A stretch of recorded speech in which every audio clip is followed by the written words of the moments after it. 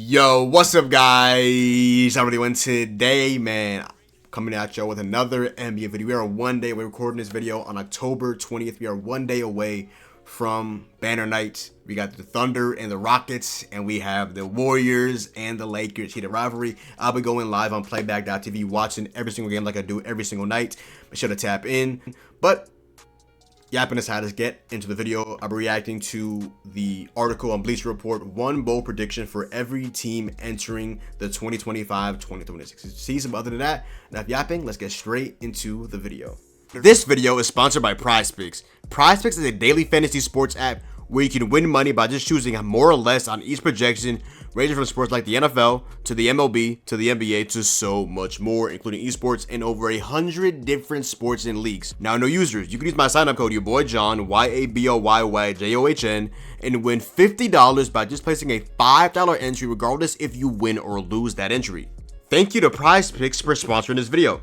So I'm just gonna quickly say if I agree or disagree with anything like this. If anything, I'll just let it all rock out at the end of the day. But yeah, shout out to Andy Bailey for writing this article. Also, before that, I also want to shout out a couple of rookie max contract extensions, not max, but rookie extensions. Actually, Daniel just got paid 100 over 4. Tumani Kamara got 4 over 82. Shaden Sharp just got 4 over 90. My boy Jovic got like 462.5. If anybody else pops up, I will make sure to let that be known as well. But shout out to these guys for getting paid. Atlanta Hawks, Trae Young will average 12 assists a game. He averaged like 11.6 last season. I agree with this. Healthy Jalen Johnson, Onyeka Okongwu, Porzingis. Yeah, I agree with this one for sure.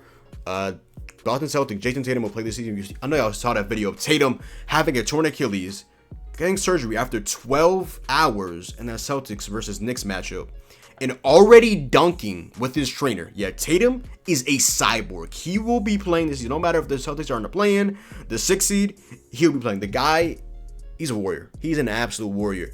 Brooklyn Nets, MPJ will break the Nets three-point record, which is 234 by D'Lo. I agree with this one. Obviously, you won't have the, the variance of wide open shots and just the gravity of Jokic, but he's going to be putting up a lot of shots. He might not be as efficient as he was in Denver because he's going to have now go from Jokic as a lead playmaker to Jaeger Demon out of BYU. Go Friars. Remember that one game he had against Providence? Man, that was a disaster class, but had to be known. Go Friars, go Friars. But yeah, go from Jokic as a lead playmaker with his gravity to Jaeger Demon, who will obviously have a lot more space to, because he really isn't at this very moment, a trustworthy three-point shooter.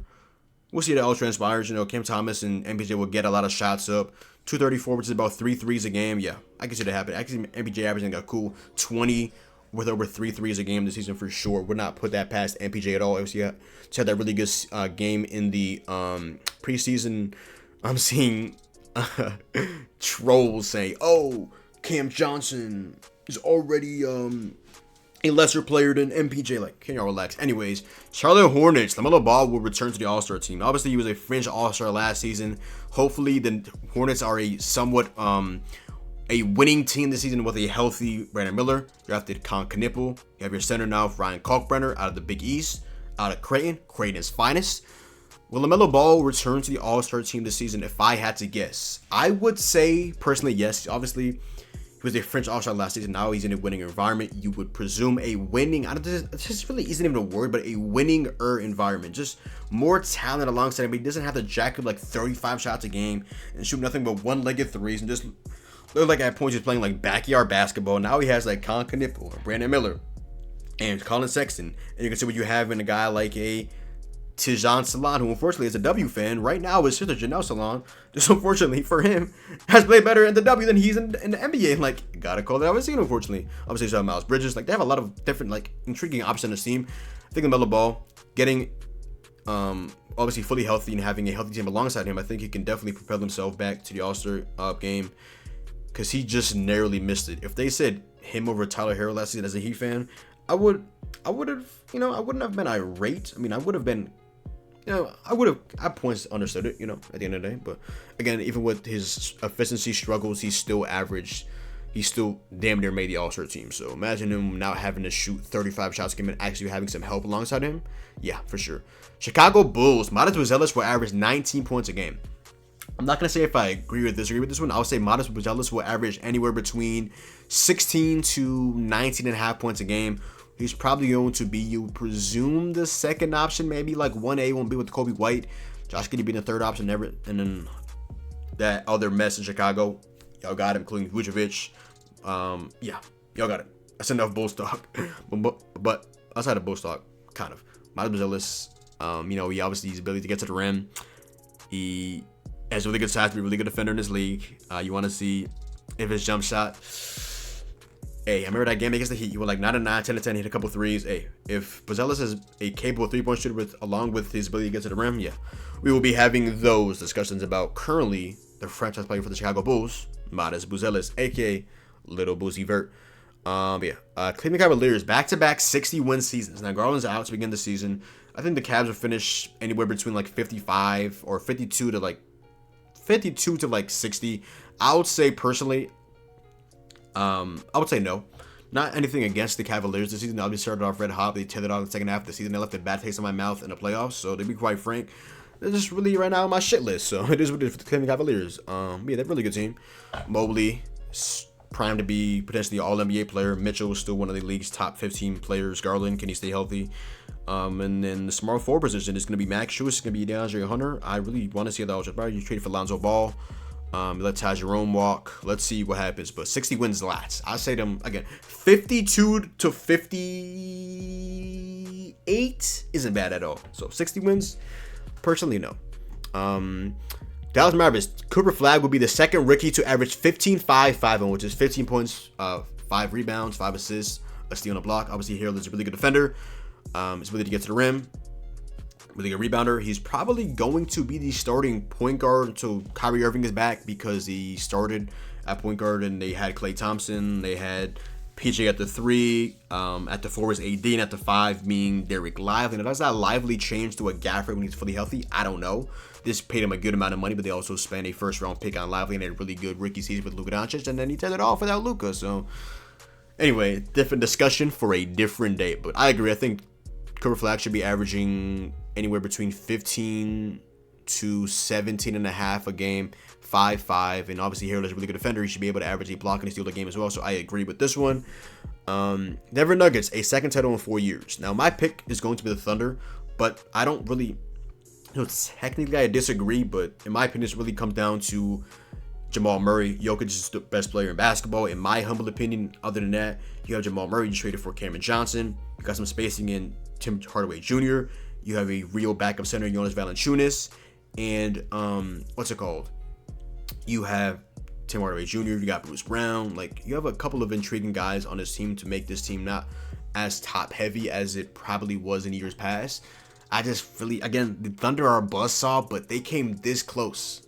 Game 7, on the brinks of elimination, and you must beat that team. So I'm not putting it past the Nuggets, but my opinion, my pick to win the title is the OKC Thunder. That's just my pick. But Nuggets is probably, in my opinion, the second pick, to be quite frank. This is a really damn good ball club. And I will not put it past them at all. They have the best player in basketball. Really going to come down to Jamal Murray. Can he be really, really good when it matters most in the postseason this time around? We'll see how that all transpires at the end of the day. But a really damn good ball club. Probably second team in the NBA right now. But we'll see, again, how everything transpires. Detroit Pistons. Ashar Thompson will make an all-defensive team. The only reason why Ashar Thompson wouldn't make an all-defensive team, in my opinion, would be the game threshold, 65 games. Obviously, he had the blood clots injury coming into last season. But obviously, we know he's a very gifted athlete, very good defensively, just like his brother, Amen Thompson. Very popular pick for both of them to all make all-defensive teams.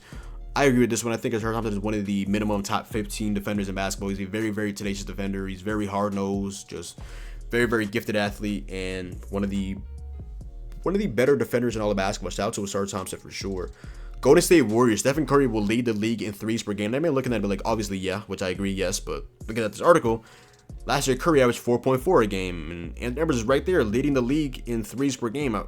Leading the league in total threes at 4.1, and Malik Beasley finished second by like 2 or 3 threes at 3.9. So it's not as a huge a lead as you might have thought previously, but I'm still going with Curry, obviously, to make matters short. But till Curry gets passed up, he will probably be holding that. So yeah, Houston Rockets. Reed Shepard will become the starting point guard for the Rockets. Now, they just tweeted this out. Funny enough, recording this video early in the day. Starting five for the Rockets is going to be Amen Thompson, Kevin Durant at the 2, at the 3, Jabari Smith Jr., at the 4, Alperen Sengun, at the 5, Steven Adams. That is 5 monsters. So the shortest guy on that team is 6'7" Amen Thompson, and he's at point guard. What the cheese? This is going to be so insane to see how this all transpires, but I'm a Reed Shepard truther. I agree with this. At the end of the season, my lineup would be Reed Shepard at the 1, at the 2, Amen Thompson, at the 3, Jabari Smith Jr., at the 4, Kevin Durant, at the 5, Alperen Sengun. They went lack of spacing, quote unquote, with Sengun, Steven Adams, and Amen Thompson, but they've have actions and they packed the paint enough offensively to kind of mitigate that. But at the end of the season, I agree. I think Reed Shepard will carve out a really good role. 3-point shot should be there. Hopefully, he's a better defender. He can improve his playmaking and really just put on notice why he was drafted so high by the Houston Rockets and why they didn't want to include him in off-season trades. Shout out to that boy, Reed Shepard. I agree with this one. Any of the Pacers will finish 500 or better. I'm really indifferent on this Pacers team. Obviously, they have talent with Siakam. They have Andrew Nembhard, Benedict Mathurin, Rick Carlisle. But it's like, obviously, Rick Carlisle changed up his system when he got Tyrese Halliburton. They went guns blazing. And when they got Siakam, they slowed down the pace a little bit just to get better defensively, to make them a better team as we saw last season. Not just gung-ho, 140 points a game and held games with the Hornets and the Hawks, putting up 140 to 130 and things like that. Well, they finished 500 or better. So the books have them at 36.5. Obviously, they have no Halliburton, no Miles Turner. I don't know. I'm very, very, very intrigued to see what happens with this team. First option, Siakam. It's going to come down to Nembhard and Mathurin taking that leap. I'll say they finish. It's really difficult. They can finish anywhere between like 38 wins to like 42. So will they finish 500 better, which is like 42 and 40? Fuck it. I'll get the Pacers the benefit of the doubt. I mean, y'all deserve it, especially when y'all played without Halliburton. Like, y'all still went like toe-to-toe down the stretch in the finals in Game 7 without him. Obviously, you didn't win, but I think that's still a damn good team, to be quite frank. Very, very good team. LA Clippers, and obviously you have TJ McConnell, who I don't think he's going to play at the beginning of the season, but if he's playing the way he's playing at the Thunder, then yeah, we'll be having those discussions. But you're losing one of your better 3-point shooters, obviously the engine of your offense, and one of the best playmakers in the league. Yeah, it's very, very difficult for sure. It's the guy that had a snake, man. It's tough. LA Clippers lead the league in bench scoring. Wow, I don't know who they're going to start or who they're going to come off the bench.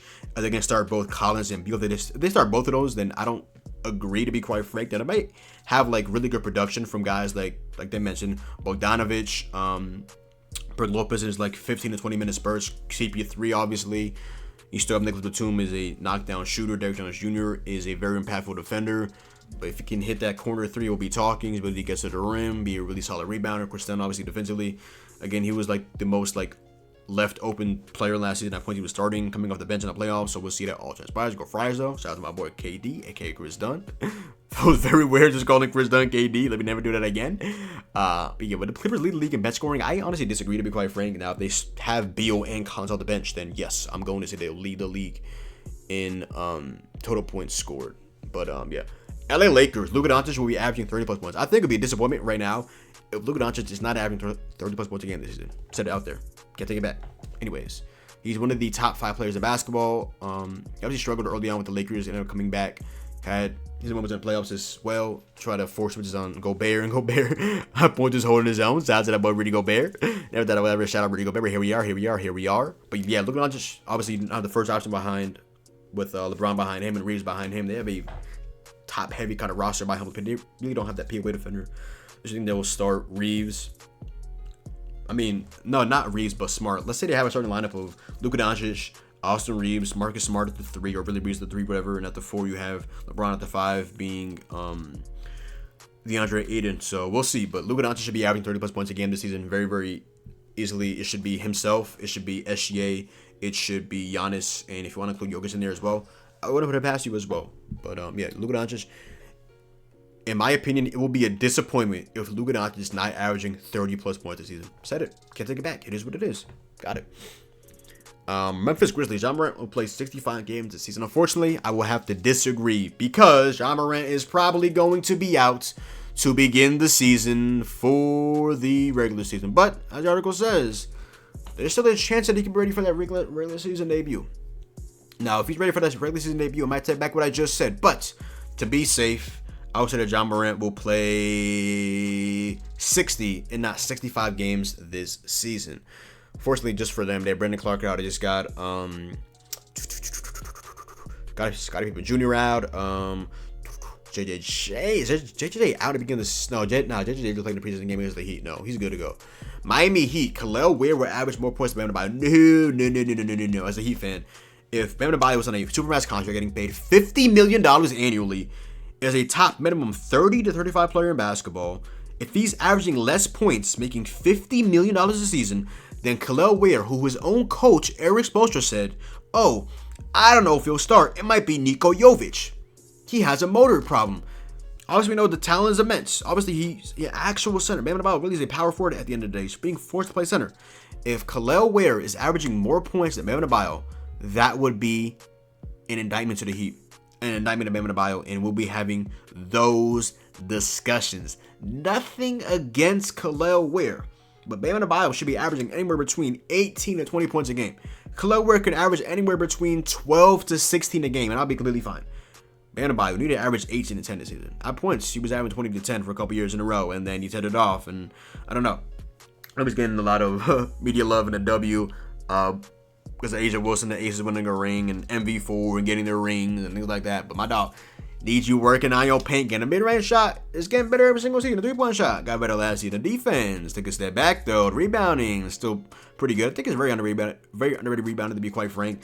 That's why I really don't want to start Jovic, because he's not as good of a rebounder as Khalil Ware, but Khalil Ware does struggle with his motor. But throwing up lobs to him, that I just love that tandem, that forward-center tandem. So again, nothing against Khalil Ware, but if Bam Adebayo is averaging less points than him, that'd be a disappointment. Just saying. Milwaukee Bucks. Giannis was at a career high in assists, but I think last year was 6.5 assists per game last season. He's getting better every single year as a playmaker. I don't know though. Obviously, doesn't really have a lead playmaker with Kevin Porter Jr., Tears, and Cole Anthony, but I don't know. Can he average over 6.5 assists? Obviously, Dame's no longer there. I don't know. It's a lot of assists, kind of in that Booker range of like 6.5 to like 7. Well, Giannis had a career high in assists this season. My pick for the video, I will say, let's average 7. Fuck it. Why not? I wouldn't put anything against Giannis. Why not? Minnesota Timberwolves. Anthony Edwards will average 6+ assists. So he averaged his max like for 5.1. Yeah. He's trying to take a playmaking leap. He'll average anywhere between like 5.5. I don't think he'll average 6 though. Obviously, you see he's working on his playmaking. He's working on his post-up game, but I really want to see him take that next leap playmaking wise. Is is Randall going to be the lead playmaker? Is he going to be Mike Conley at his old age? You'll go back and forth between DiVincenzo and Conley and Dillingham being the starting point guard, but I don't know. I do not know. I think we'll average again 5 to 5.5. Over 6 though, I don't. I just don't, unfortunately. New Orleans Pelicans, they will make the buy-in. I do agree with this one because I'm just so high in the Pelicans. I can never give up on them. I don't know. I just can't, Zion Williamson, Trey Murphy III. You have DeJounte Murray when he's fully healthy. Just traded for Jordan Poole. You got Derek Queen. You got Jeremiah Fears. There's a lot of different guys that are very intriguing on the team. You have Yves Missi. Just so many. I'll never give up my dog out of UConn. Big East legend himself. National champion. Jordan Hawkins. I'll never, ever give up on this Pelicans team. Obviously, the one thing with them is, can they stay healthy? I'm looking at you, Zion Williamson. I'm looking at you, Trey Murphy III. I'm looking at you, who's injured right now, DeJounte Murray. Can y'all stay healthy? They obviously have guys. A guy I haven't mentioned, Herb Jones, one of the league's best defenders, who had a really good shooting season a year ago and struggled this last season. But hey, I will never give up on this Pelicans team, so I agree. The Pelicans will be in the play-in, okay? They will be in the play-in. They're just too talented to not be in it. Fully healthy-wise. I do really like this Pelicans team, okay? Said it. And forget it. Not really, though. New Orleans Why did I say New Orleans Pelicans? Yo, I'm fried. New York Knicks. Jalen Brunson will clear 30% usage. And I would love to know what his usage was last season, but let me see the article. There have been a lot of talk about Mike Brown implementing a more egalitarian team-first offense this season. Supposed to be a significant departure from the heliocentric attack piloted by Jalen Brunson over the last few years, and it may still be interesting. Okay, I don't know. I mean, you have Cat, you have McHale, you have OG, you have Deuce McBride, you have a couple of mouths to feed with that New York Knicks team. 30% usage rate though. That's a lot. I mean, he's obviously the team's lead playmaker and things like that. But 30% usage. I mean, superstar of the team. Facing New York, King of New York. Fuck it. Why not? 30% usage. Fuck it. Why not? OKC Thunder. SGA will break his own points record, which is points per game. He averaged 32.7 last season. He thinks he'll average 33 per game. I'll be honest, I disagree with this one. Anything against SGA, I think they just want to see some more out of Chet and a fully healthy Chet and a fully healthy J-Dub.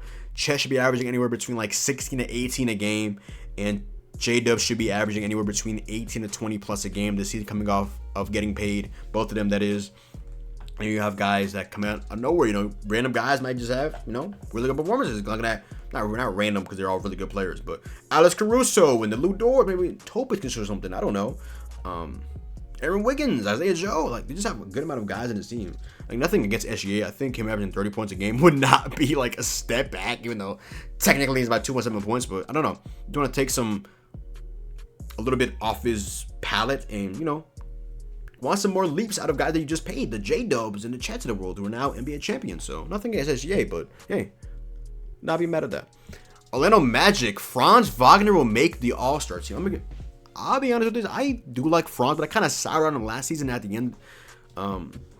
Because his 3-point shot, man. The Michigan legend, I don't know. He's obviously really good to get to the rim. His mid-range shot is offensive with his 3-point shot, but the 3-point shot, man, it just got to improve. Now, I saw he hit that long 3 in preseason. Preseason is preseason, but I don't know. He's a very underrated playmaker. He's a very underrated defender. Will Franz make the All-Star team, though? I'm going to... Again, I don't have a list of forwards off the top of my head, but I'll be honest with you guys. I think I will disagree with this thing. Nothing against Franz Wagner, because he's a really good player, but it's just so much talent that, I don't know. For a guy that, at this very moment right now, is not a capable 3-point shooter, I really do not know at the end of the day. I think he can average like over 20 plus a game, 25 and 5, but would that be enough in the Eastern Conference if his 3-point shot isn't there? I don't know at the end of the day, but I'll disagree with this one politely for that boy, Franz Wagner. Philadelphia 76ers will finish top 6 in the Eastern Conference. Agree. I know I'm a sicko. I said it's the Pelicans. I will probably never give up on the Sixers team. Obviously, it all depends on how healthy Joel Embiid is. Obviously, they already have an injury with Jerry McCain. Tyrese Maxey's play squandered off efficiency-wise without a healthy Joel Embiid. So maybe we'll be having those discussions. I don't know at the end of the day. Paul George will be having that discussion, buddy. He struggled immensely last season. You got a second-half breakup from Quentin Grimes. You have one of the best backup bigs in the Joel Embiid era, a Dembona. Like, bro, I'll never give up on this Sixers team, but Joel Embiid, you have to stay healthy when you're able to play. Limit the flopping. Limit the injury concerns. Just limit everything, dog. Limit everything, my brother in Christ. Like, just play ethical basketball. Don't, like, flounder around the ground. Don't risk an injury. And Paul George, you can't be as bad as you were last year. I don't know what I expected of PG last year, but it definitely wasn't this. Like, this was terrible, dog. This was fucking dog shit. But Sixers, I'll never give up on y'all. 6 seed, the 5 in the East are pretty much locked down. There's really just one team out there waiting. I think it'd be y'all. For sure. Really, really intrigued to see what happens this season. You have some young guys. You have some older guys. You drafted VJ Edgecombe. You have Justin Edwards, who I like. So we'll see how this all transpires down there in Philadelphia for y'all. Phoenix Suns. Devin Booker will set his career highest for the 3rd straight year.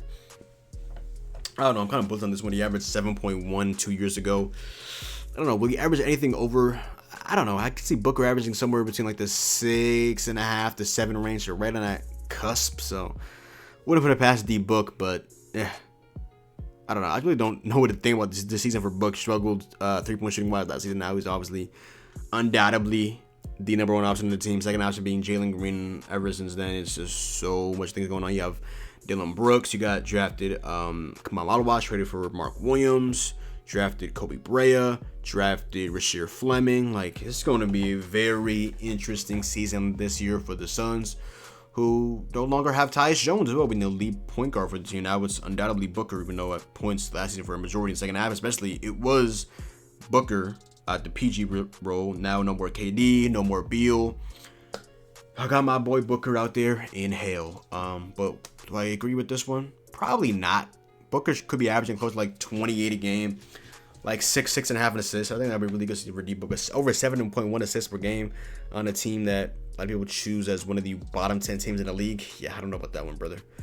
Portland Trailblazers, Shaedon Sharpe, who I like, who just got paid 4 years, $90 million. Shout out to my dog, Shaedon Sharpe. Will average 20 plus points this season. Now, my thing with Shaedon Sharpe is he needs to improve his efficiency. He's not had a single efficient season in his NBA career by true shooting percentage so far in his career. Definitely want to see that trend this season. He'll probably be, will he be the second or third option on this team behind Danny Avdija? I mean, he might have probably be the number one option on this team, to be quite frank. Like, I think the world of Shaedon Sharpe, I really want to see him attack the rim, which we know he can obviously do with the three-point shot. The mid-range shot, I trust enough. The three-point shot, I definitely want to see improve from Shaedon Sharpe. He definitely has a lot of talent in the world, but hey, when we're gonna need not just a spurt or a month run. We're going to need like consistent production out of that boy Shaedon Sharpe, and I think we finally get that this season. Shout out to that boy Shaedon Sharpe. Sacramento Kings will trade at least one. Wait, hold on. Sacramento Kings will trade at least one key piece. I agree. Now you should look at this right here. Zach LaVine, Sabonis, DeMar. Sorry for DeMar. He's just not really an easy pluggable plug and play guy. You know, a mid-range centric guy. Not good defensively, good playmaking wise, but you know he has his warts. Domantas Sabonis, probably the best player here easily, but a lot of teams at this point have their starting centers. A lot of the teams don't really need what Sabonis brings because they really have a guy there. But he's obviously probably the least best rebounder. He's a really good playmaker, especially with triple handoffs, screen assists, things like that. He's improved as a shooter, especially he had his best three-point shooting season last season. He's a very intriguing guy, very polarizing guy, making over $40 million a season. I believe DeMar is making between like 30 to 35, but and then there's Zach LaVine, who's probably easily the most pluggable guy here. Every team can use a shooting guard of Zach LaVine's caliber. He is a very, very, very efficient player. He probably is most suited as a number 3 option in a championship level team, averaging upwards of like 20 to 22 points a game as a tertiary option.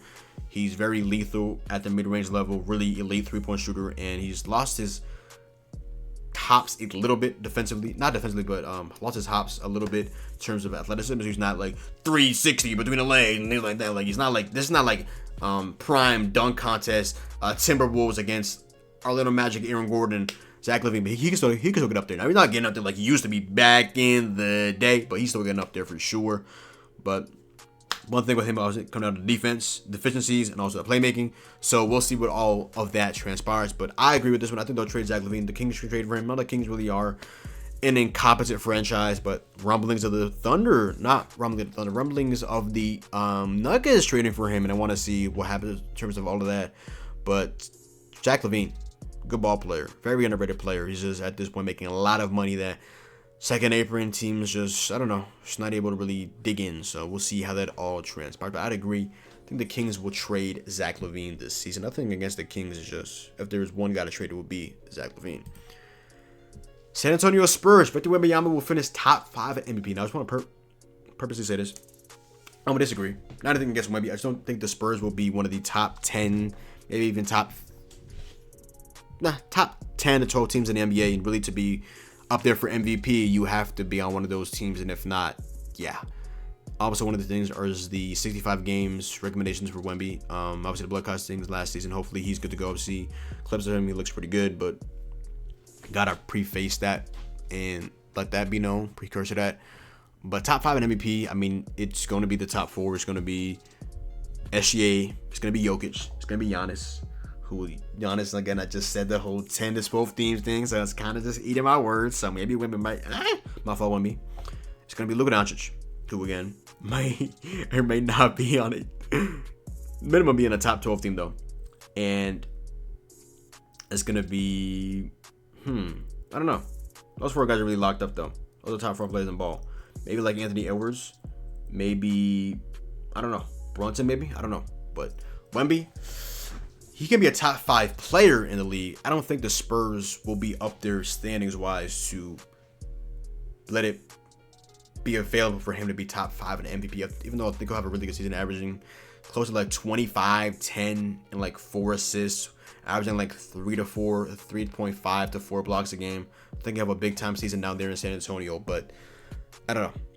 I'm gonna disagree with this, just team wise, just to get them in that position. But other than that, I think the world of Victor Wembanyama. Spacing wise, De'Aaron Fox, Stephon Castle, especially if you start Sohan or Cornette, it's not enough spacing in my humble opinion. But yeah, Toronto Raptors will finish above 500. I agree. Very high in Brandon Ingram. Scotty Barnes now is a second option, third option. Gonna have guys like Amino quickly, RJ Barrett, still play Jakob Poeltl. You have Grady Dick, Jacoby Walter. You just got Colin Murray Boyles. So I think there'll be a playing team somewhere between the 8 to 10 range. So over 500, sure. They may finish like 42 and 40, but by the sliver of their tongue, if that's even a saying, they'll get in. Yeah, shout out to the Raptors. Very, very high on that board, Brandon Ingram. Utah Jazz will trade Lowry Marketing. You could have traded him last season or the year before that when he actually had elite value, and then you gave him a bag of over like 45 a year, and then he's gotten worse in the last couple of seasons. Danny Ainge, common trope by that man right there who wants multiple firsts for Walker Kessler, but won't extend him for God knows what reason. Even though he's one of the most promising bigs in the league, being one of the league's best playmakers and shot blockers, improving at the jump shooter, and they still don't want to extend him. But that's a different discussion for a different day. But Utah Jazz, Lowry Marketing.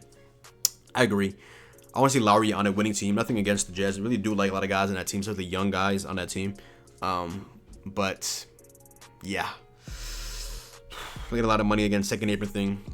The rumblings were a lot louder when he was playing at a higher level. Not that he's bad, but he's still a really good stretch four. He plays at points can play stretch 5. He's a really good rebounder. Just a big brolic individual. So yeah, I'll never give up on Lowry Marketing, but I think he's a really good third option on a good amount of teams. But making over 45 or 40 a year, it's gonna be somewhat a pill to swallow. But yeah, let's see what happens with that boy Lowry Marketing. Last but not least, Washington Wizards. Trey Johnson will lead the rookies in scoring. I'm gonna disagree off the bat. Love Trey Johnson. I think he might be the best shooter in the NBA draft. 1A, 1B at minimum with himself and Concanippo, the Charlotte Hornets. It's just, will he start? Come off the bench? I don't know. Will he be the first, second, third option? I don't know. I know that point at the very least for guys like Cooper Flagg, obviously. Guys like Ace Bailey. Maybe even a guy like a Concanippo as well. I know he has a lot of mouths to feed as well with LaMelo Ball, Miles Bridges, Brandon Miller. So maybe more so those guys that Cooper Flagg when Kyrie's fully healthy. But until then, he'll be the second option behind AD. And Ace Bailey, say they trade Lowry Marketing mid-season or something like that. Second option, or first option. But for now, he's obviously going to be the second option behind Lowry Marketing. Love me some Trey Johnson, but I'm going to disagree. I think he'll average anywhere between like 14 to 16. Cooper Flagg's averaging like 15 to 17. And Ace Bailey can fuck around and average 20 points a game, bro. I'll be honest. When I've been seeing Ace Bailey recently, like, bro, I might have some discussions about Ace Bailey for sure. But yeah, that is every prediction, one bold prediction for every team entering the season. Honestly, some of these were bold. Some of these were like normal. But yeah, shout out to Andy Bailey for going ahead and writing this article down, getting me a 33-minute video out of it. Shout out to bro. But yeah. Funny enough, I actually re-recorded this video after the first time around because I just was reading the article and wasn't really agreeing or disagreeing, and I thought that was really boring. So, but not just for an hour. So, yeah, that's how I spent my Monday afternoon into the evening. So, yeah, beautiful, right? But yeah, that is end of the video right there. Hope you guys enjoyed that. If you want to see more of that, let me know. I upload on the channel like once a week at the very minimum. We're doing some sponsorships. Shout out to teasers with PrizePicks, Underdog, and Better especially. So I have random ads throughout the video. Shout out to y'all. If y'all want to support the kid, appreciate that for sure. But yeah, shout out to y'all. And NBA season starts tomorrow, baby. Yes, sir. God did. But yeah, other than that, yo, that is the video. So go down below, drop a like, comment down below, sub up. Make sure to follow me on Twitch, Twitter, and TikTok. Also, follow me on Playback and Instagram. Links to everything, my channel, social media, will always be in the description box down below. But other than that, it's been your boy John. Hopefully you guys did enjoy the video. Have a good rest of y'all day. And I'm out, man. Peace.